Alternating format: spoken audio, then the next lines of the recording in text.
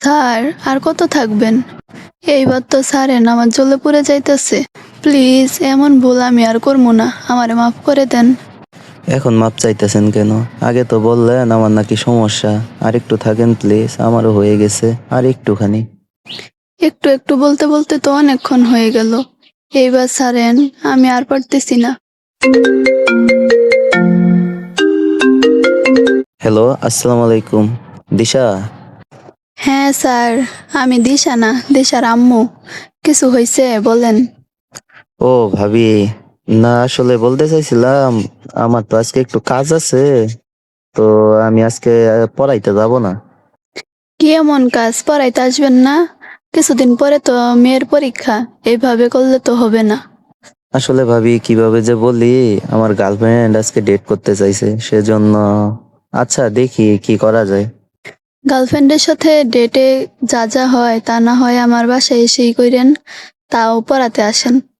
মানে ভাবি আপনার কথা আর কিছুই তো বুঝলাম না। কি বলতেছেন? গার্লফ্রেন্ডের সঙ্গে যা যা হয় সেটা আপনার বাসায় যায় কিভাবে সম্ভব? কেন বোঝেন না আপনি?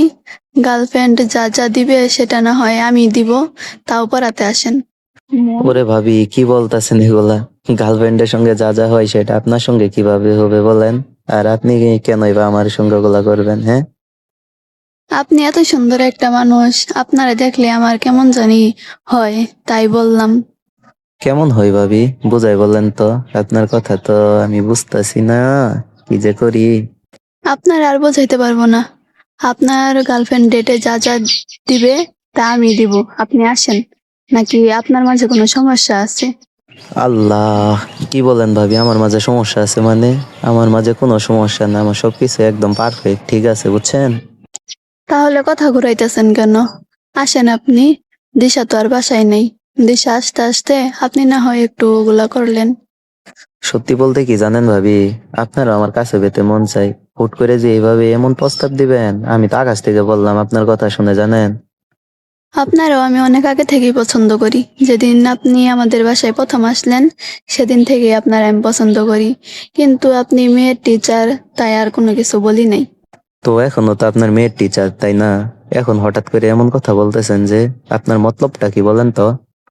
আমার মতলব তো ওইটাই। আসলে বুঝেন না, স্বামী বাসায় না থাকলে মেয়েদের কেমন লাগে।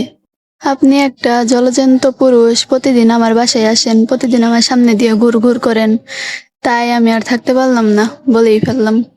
জানেন ভাবি, আমিও আপনার এই কথাটাই বলতে চাইছিলাম, কিন্তু কিভাবে বলবো বুঝে উঠতে পারতেছিলাম না। স্যার, আপনার একটা কথা বলি, কিছু মাইন্ড করবেন না তো? বা মনে কিছু নিবেন না তো? আরে ভাবি বলেন, কি বলবেন? আর আপনি আমারে যে সুযোগটা দিতেছেন, আপনার কথাতে আমি মাইন্ড করব মানে কিচ্ছু মনে করবো না, বলেন আপনি কি বলবেন? আমি আপনার সামনে যেইভাবে চলাফেরা করি, আর তারপরও আপনি আমার দিকে একবারও তাকান না। আপনার কি কোনো সমস্যা আছে বলেন তো? একদম ফ্রি মাইন্ডে বলতে পারেন, কোনো সমস্যা নেই, আমি আপনারে ডাক্তার দেখামনি। কে বলছে ভাবি আমি আপনার দিক তাকাই না? আপনি যখন আমার সামনে দিয়ে হাইটে যান তখন তাকাই না, ঠিক আছে, কিন্তু পরে তো ঠিকই তাকাই থাকি। আপনার এত সুন্দর ঘটনাল্লা শরীর আমার দেখলেই তো তখনই মাথাটা নষ্ট হয়ে যায়। আপনার মেয়েরে যে পড়ামো সেদিকে আমার কোনো ধারণাই থাকে না, দেনই থাকে না। কিভাবে যে সামলাই নিজেরে বলে বোঝাইতে পারবো না আপনারে।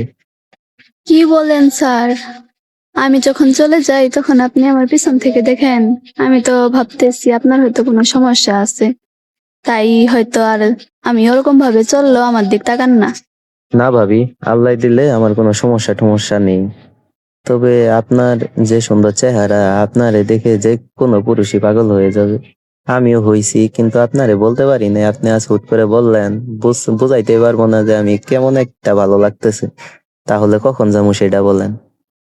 এখন তো দিশা স্কুলে, আর ওই স্কুল শেষ করে একটা কোচিং আছে। কোচিং শেষ হতে আজকে বলে একটু দেরি হবো। ফোন দিছিল, ফোন দিয়ে বললো যে আজকে একটু দেরি হবো। তাই আপনি যদি চান এখনই আসতে পারেন।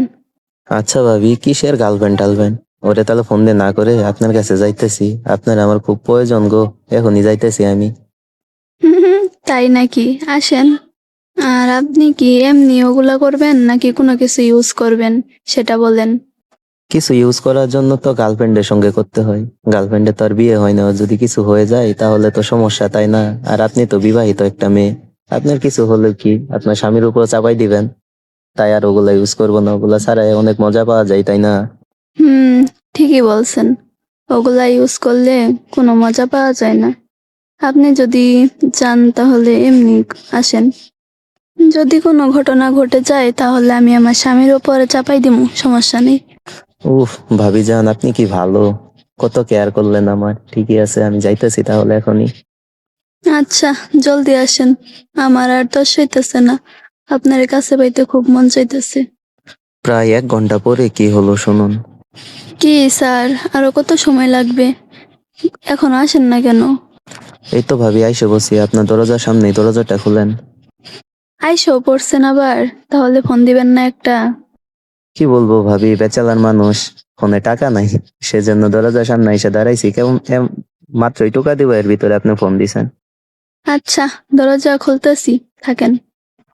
ও ভাবি, আপনারে তো দেখতে সেই লাগতেছে, আমার জন্য সাজিয়েছেন নাকি? এত সুন্দর একটা মেয়ে, আহ কি বলবো ভাবি, আপনারে দেখে তো একদম শেষ হয়ে যাইতেছি আমি।